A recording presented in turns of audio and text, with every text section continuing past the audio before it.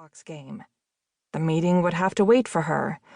Her boss would not be happy, though, because time was money, and right now, she was wasting both. "I'll check with a couple of airlines and get back to you," Courtney replied curtly. She was resigned to being late, but she could at least put up a fight. It was far too early on the West Coast to call Nan, her administrative assistant, to help her sort out this fiasco. Danny was on the plane, but she wouldn't be able to reach him either. All the passengers by now would have been told to shut off their electronic devices. She would have to try and get to Boston as quickly as she could. Oh, hell. She worried about Danny, but he wasn't a child. He would figure out for himself that she would catch up with him later. In her haste to try to make the plane, she'd forgotten to call him earlier, had even forgotten to turn her phone on. Sorry, Danny boy. You're on your own for a while.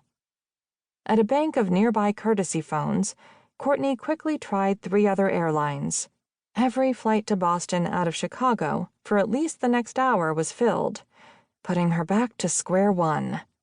Contrite, but barely, she returned to the check-in desk and ordered Bill to put her and her luggage on the next flight to Boston. Rubbing weary eyes, she settled in for the wait. Courtney slumped in a plastic chair that was about as comfortable as a church pew. She hadn't felt this tired in a long time, her limbs limp like noodles, her eyes as scratchy as sandpaper. She'd flown in late the night before, the routine she followed any time she had to go to the East Coast for a morning meeting. Spend the morning at Microsoft in Redmond, outside Seattle, catch an afternoon flight to Chicago, or even Detroit, get a decent night's sleep, then take an early flight to her final destination. It worked seamlessly, or had, until now. Her big mistake last night had been going to the hotel bar for a couple of drinks. Well, that part hadn't been the mistake.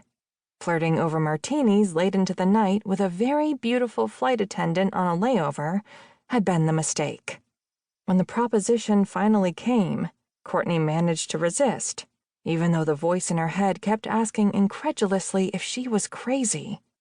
For the first time in a long while, she had been truly tempted. The flight attendant was scorching hot, and the conversation, about all manner of things unrelated to computers and games, had been a welcome distraction.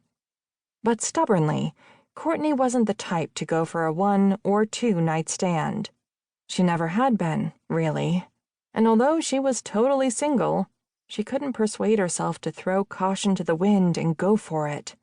It wasn't that she had some great moral aversion to it or anything, and she certainly liked sex as much as the next woman.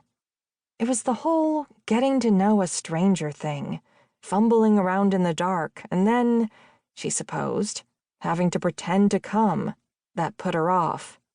It was much less complicated to read a book and drink a glass of wine or watch a late movie on TV. And so, reluctantly, she'd said no thanks to the gorgeous blonde in the bar and dragged herself back to her room for a few hours of grumpy tossing and turning.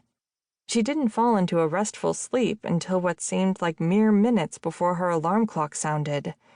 She had a fuzzy recollection of shutting off the offending noise. She didn't wake again until 30 minutes before her flight was scheduled to take off. Courtney glanced at her Movado watch, a tangible reminder of Celine's sudden and still puzzling departure. She had given the watch to Courtney at Christmas. By New Year's, she was gone. Courtney blinked away the memory. She didn't need thoughts of her ex compounding her pissy mood. She focused again on the dial. It was 6:12 a.m., still the middle of the night back in Redmond, and too early to catch anyone at the ad agency in Boston. Oh, shit. She felt helpless, as though she'd stepped back 30 years in time. She was almost always attached to her BlackBerry or laptop, wired to the rest of the world.